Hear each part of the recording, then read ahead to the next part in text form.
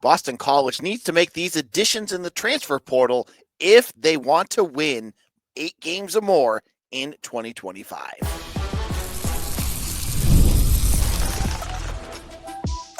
You are Locked On Boston College, your daily podcast on the Boston College Eagles.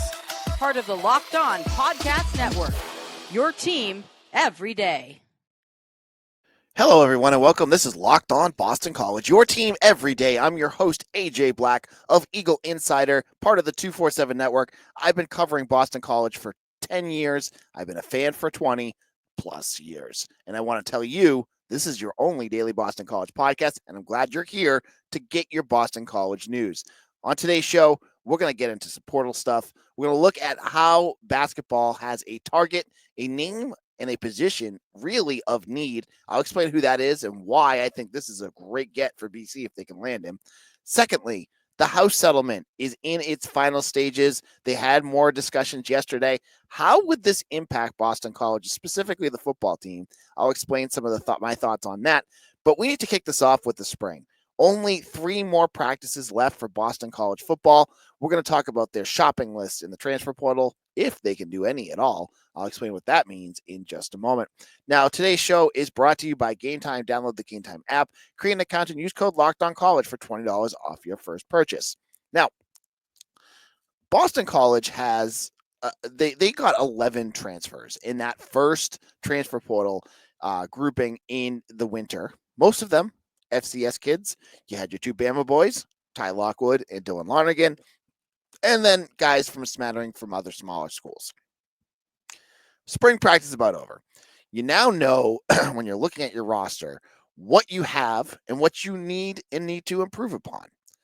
I've been to a bunch of practices. I've had my staff at a bunch of practices. So I know from just watching what positions I feel like I feel confident in.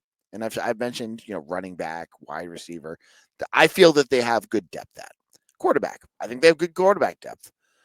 But there's still some positions that I feel adding another body, adding another target would be very important in the transfer portal. So I have 3 positions I want to tell you about that I think, if they have the spots, will be very important. And I say a big if, because in the second segment, we're going to talk about the house settlement.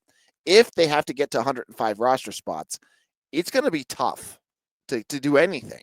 And I'll explain what that means in a little bit. But let's pretend they have some spots. This is what we're going to be looking at. The first position that they need is linebacker. This has been something I have preached over and over on the show. This spring, Kamori Dixon, Jalen Blackwell, Bam Crouch, and Owen McGowan all have been out. So you're watching a mash unit of linebackers playing, basically guys that if they're playing next year, BC's going to be in some trouble. And this is not a knock on these kids. It's just their 2 preferred walk-ons. You have Billy Van Pelt, and Timmy Hayes. You have Von Pemberton, a converted running back playing, which is a great story, but do you really want to go into next year with a converted running back as your linebacker? Probably not. And you've had some freshmen. You have like Griffin Collins, who, no offense, he's new. He's learning the system. He as Bill O'Brien says about these younger kids, should still be at his promise this spring. So got youth, you've got guys that are preferred walk-ons, and you got a converted running back. In addition to, you got Filoe Pala, and you have another, a few other guys that are still healthy, but not Bryce Steele, excuse me. But you really don't have a lot of depth here. And we don't know, the staff will know what the injuries are. And it sounds like they're going to be back. But my thought, too, even if they're all back, Bam Crouch is going to be your entrenched starter. This is a guy that's going to play. Next to him is a question mark. Owen McGowan did a great job last year in the times that he played, but he's not the most physical runner. Like, he's not the biggest guy. It would be nice to bring in some depth to challenge him. Now, Bryce Steele, you watch him practice, and he's usually going against the Shaker Rizigs of the world. So I'm not sure what his ceiling is right now. So if that's the case, you need to get a linebacker. And there's plenty that are going to go out there. So that would be something. And it's going to be a linebacker that can play. I would love an old school thumper. That's what I'm looking for. Like you've got a bunch of speedy, smaller linebackers. Get a big guy out there that can just cause havoc. I think that would be fun. I mean, you don't need to get a guy that is and you probably won't. That's going to be a 5-star transfer because they do rank transfers on 247. But you could find some good depth out there. I think that would be important. Second position, tight end. They addressed this in the portal already with Ty Lockwood and Zeke Moore, excuse me. That being said, Matt Reagan is not practiced. Matt Reagan is gone. He retired. You have your freshman coming in. Freshman at tight end is not a. This is a position that I'm not a big fan of throwing freshmen out there because especially all three of them are going to come in the summer. They have not had a chance to really condition for college.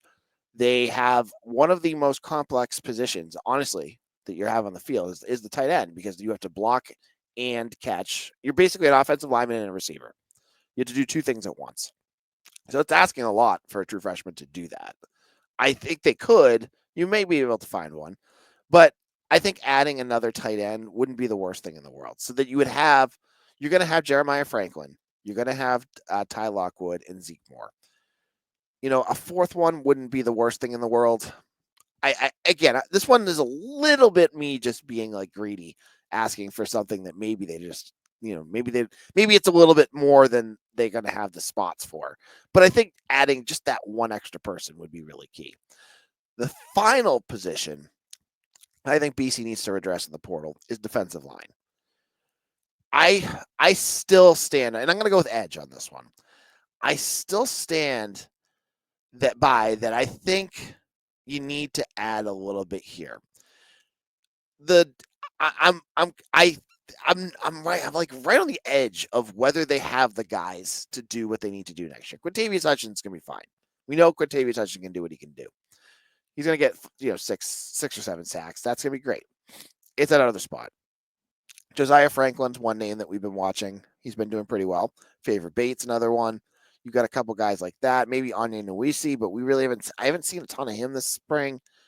So you'll look at that other position. I've said Clive Wilson, but I'm not.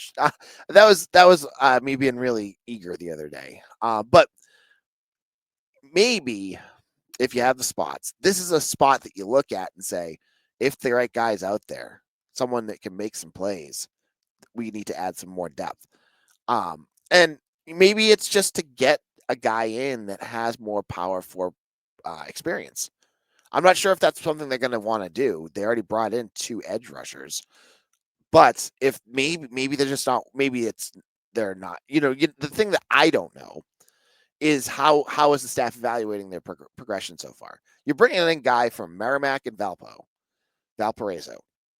That's a huge jump in talent level. Now they've been able to identify them through film, but now they have them on campus. Are they developing the way they want to? Favor Bate, I said on yesterday's show, impressed me. So I think he's probably going to be fine. On Inuisi, I'm not sure.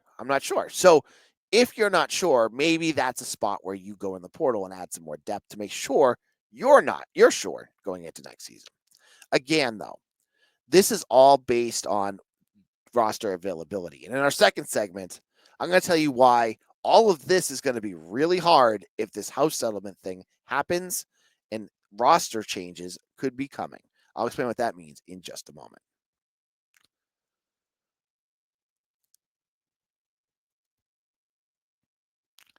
There's nothing like the energy of a live game, whether it's catching a last-minute MLB showdown or soaking in the excitement of an NBA matchup. But finding great seats at a great price, that used to be a challenge until I found Game Time.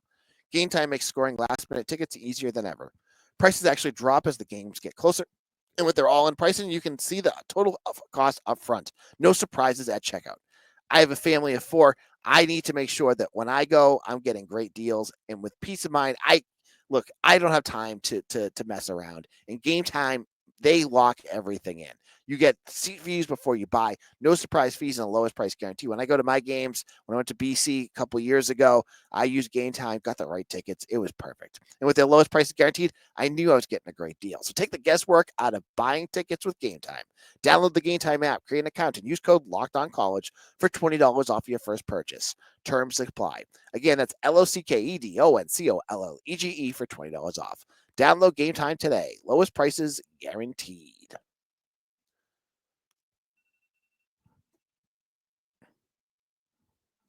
This is Locked On Boston College. I am your host, AJ Black of Eagle Insider. Thank you all who have become everydayers here on Locked On BC, your team every day. All you everydayers who listen to our podcast.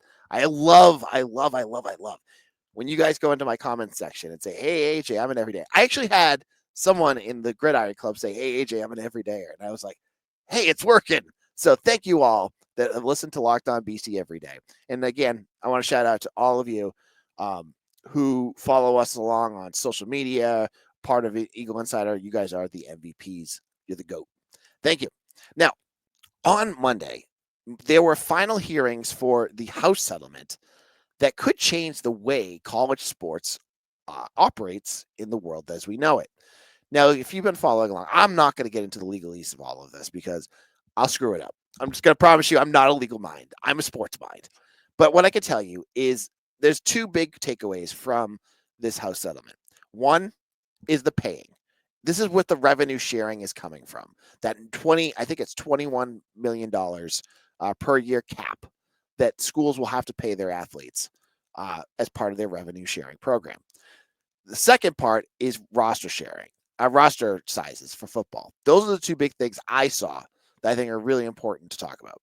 Now, for revenue sharing, this is big.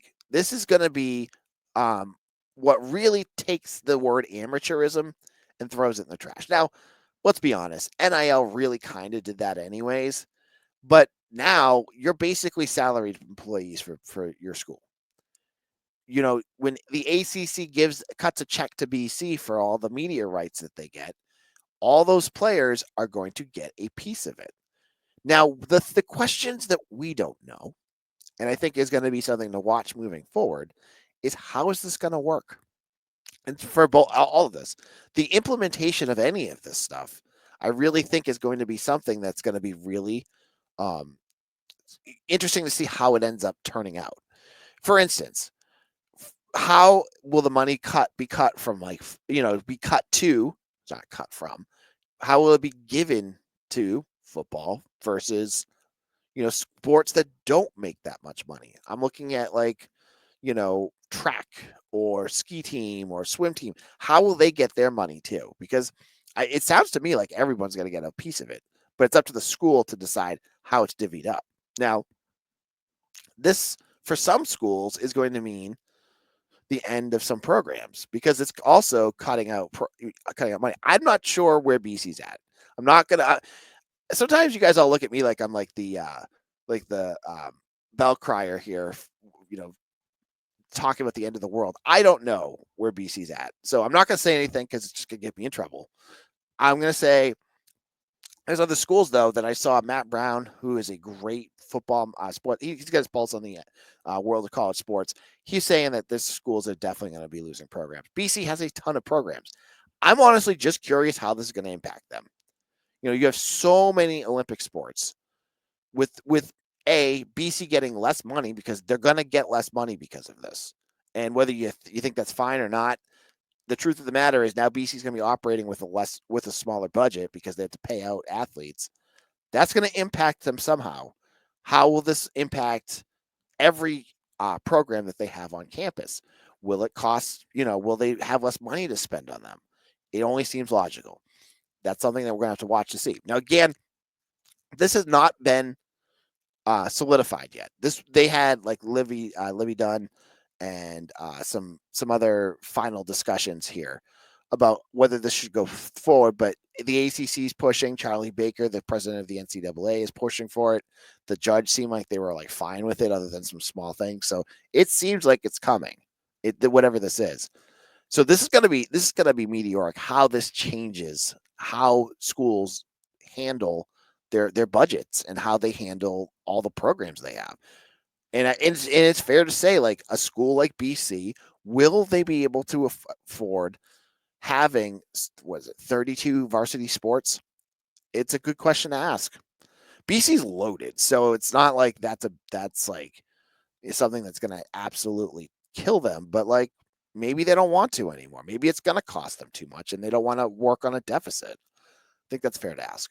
The second piece, and the piece I think a lot of folks are asking about, is the change from 85 scholarship players to a hard cap of 105 for football. Now, I did some digging on this, and what I've heard is the goal is for this 105 to go into effect next year. And what that 105 would look like is that you have 105 players on your team, period. Scholarship, walk on, everything. Now, if you've listened to Bill O'Brien over the last year, he hates this. And I get it because it's going to hurt his players. It really is. Because right now, BC has 119 players either on their roster or projected to be on their roster for next year. I don't know what they're going to do. And honestly, I don't know how this is going to be implemented yet. But what this takes away is if you only are allowed, was it 25 walk-ons, that changes your ability to take the guys that you use for scouting. I mean, the walk-on program is vital for BC football. You may not know who these guys are. Some of them you do. Joe Marinaro last year. But you will know that, like, in practice, they run the scout team for you. They're watching film to be like the opponent you're playing, and you're losing all of them. Well, not all of them, but you could lose that whole program moving forward if you lose the guys that you have to. I don't know how Boston College is going to address this. And I think it's important too. The one piece that I did read about is that one of the arguments was to slowly implement that, which I think is great. Because, like, the last thing BC football needs right now is to be making cuts. But if you can plan ahead, 5 less roster spots next year, 10 after, like take 5 away for every year that you have moving forward. That might make it a little bit more palatable. Like you can finagle that if you had to. It's still going to stink for 5 guys, but being able to, um, get that roster down is going to be really tough. And so to do it incrementally was something that was an argument they were making. I think that makes a lot of sense because you're going to have a lot of really tough conversations if you have to. But we don't know where this is right now because they still have, the judge in California is still hearing final, I think they finished final arguments and he's going to make his decision. And so that's going to be that case. Now, again, if moving forward, if you're losing your walk-on program, you can kiss a lot of the fun stories in college football goodbye. That stinks. I don't get why like the 105 number stinks. There needs to be another way to look at this. Like, yeah, 105 players that are either scholarshiped or fully scholarshiped, like partially or fully, and then the walk-on should not count against that. Like, you need to have this program. It's just so important. And these guys are the lifeblood of your program. Like, you may not know these guys, but they're Caden Bowlings and Zach Schnorbush and Anthony Ferrucci's. For me, watch them at practice. These guys are out there all the time, and you're gonna just cut these kinds of programs out of your schools. You can't do it. You just can't moving forward. So I hope they don't. I hope they figure out a way against it. And maybe it's a slow getting rid of it, but still, that stinks. And this means that you're going to lose the stories that you guys all love. Joe Marinaro last year, he was a preferred walk-on when he came in. He got scholarshiped. This year it was Juan Zabal. Juan Zabal from IMG Academy. He was a preferred walk-on. He's scholarship now. I believe Steve Apanavicius, excuse me. You don't need to keep telling me in the comments I mispronounced his name. I got it. Apanavicius. And I was there before he was there. So don't tell me I don't know who he is. I do. But those are all preferred walk-ons that had huge stories. Des Grissel, like I could go on and on. It stinks. If this is where the college sports is going, it stinks. I'm just gonna say that right now. Like it may for Joe Schmo who barely pays attention to the team, you may not understand. Like this is a big deal, but it is a big deal. And so, I think they're throwing the baby out with the bathwater here, and they need to figure something else out. But it looks like it's steamrolling towards a finale, so we'll have to wait to see. I'll have more discussions when we figure out what's going on here. Now, in our final segment, Boston College basketball has a portal target. We'll get into what that means in just a moment. Well, before I do that, there was one last piece. Sorry, I got to go back. There was one last part of the settlement segment that I wanted to talk about, which is I talked about transfer portal spots. If they cap this for this year, that could directly impact whether Boston College could go into the transfer portal. Like, as I said, they have a big number right now. If they have to do whatever to get to that other number, how are they going to bring more guys in? It doesn't compute. Again, we don't know if it's going to go in for this season. We don't know what the numbers are going to look like. But there's a chance that this could really impact BC's ability to go into the portal. We'll have to wait to see what the final numbers are. But all those guys that I was saying that they need, they may not have the spots to do that, given what comes out of this settlement discussion. Now, in our final segment, basketball finds a target. I'll explain who that is and why I think this would be a great get for Boston College basketball. Locked on Boston College, AJ Black here, and Boston College basketball has been quiet. And I know folks are starting to tremble or get worried that Earl Grant's not going to be able to get guys in here, that they're not going to get transfers. But this is kind of the case. Like the blue bloods out there are, the Louisvilles, like people with globs of money that BC is not, are going to go out there and spend just like it's free agency. BC is going to comb and try to find the guys that fit what they're doing.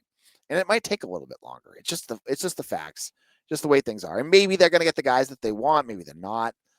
But things have gone quiet. And I get that you want to hear some news. And Monday night, news started to break.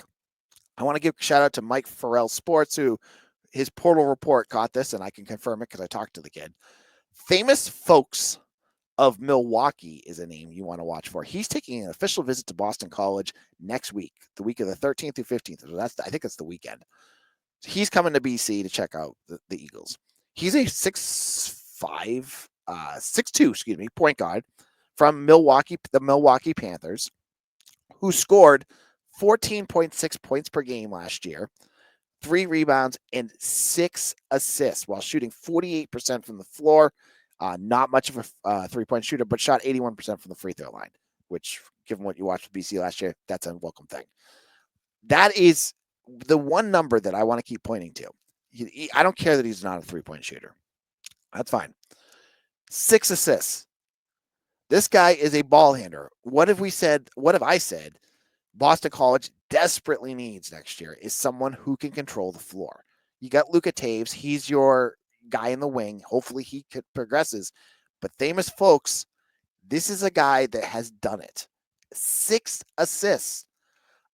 Looking at BC this year, the highest number on the roster was a third of that with 2 assists per game. And that was Chaz Kelly, who couldn't score. And now you would get a guy who can score and can move the ball. 6 assists. That I'm telling you, that would be revolutionary for this offense. Yes, he plays for Milwaukee, but a guy that can control the floor, that can run your offense, can do your things, would be absolutely mammoth. And so this absolutely hits one of BC's big needs. And Famous Folks of Milwaukee is a transfer Boston College needs to get. Now, I'm not sure what other schools he's looking at. I heard URI's involved, and they're A10, so I think hopefully BC would have an edge there, but who knows? Their fans are a little better than ours, but they fill the Ryan Center better than BC fills Conti Forum, is what I'm saying. But this would, adding him, you then have an athletic big with Aiden Shaw. You're starting to see something here. So hopefully this will be, Famous Folks, and I hope I get his name right. And I have to use that folks button if you're part of BC Eagle Insider. This is going to be a meme that I'm going to be using a lot. Let's hope they can close it. An official visit's a big thing, so hopefully they can put this one away. Well, thank you all for listening. We are still waiting. There's one committed recruit for BC football that has yet to announce. Many people on the Eagle Insider board have tried to figure it out, but many of them may be right. He hasn't announced yet. He should be announcing this week. He's just waiting for graphics to be made. When he announces, I will talk all about who this is and why I think it's a big deal. There will be more practice reports. We have practice on Tuesday. My writer, Mike Sidley, will be there. I'll make sure that I get all the details from him. I'll be there Saturday, and he'll be there Thursday. So we've had it covered. We've got all the coverage here on Locked On BC and Eagle Insider. Thank you all who have subscribed to our channel. And if you're looking for another episode, check out Locked On ACC with Kendon Gibbs and Alex Dono. And I'll see you all again tomorrow for another episode of Locked On Boston College, your team every day.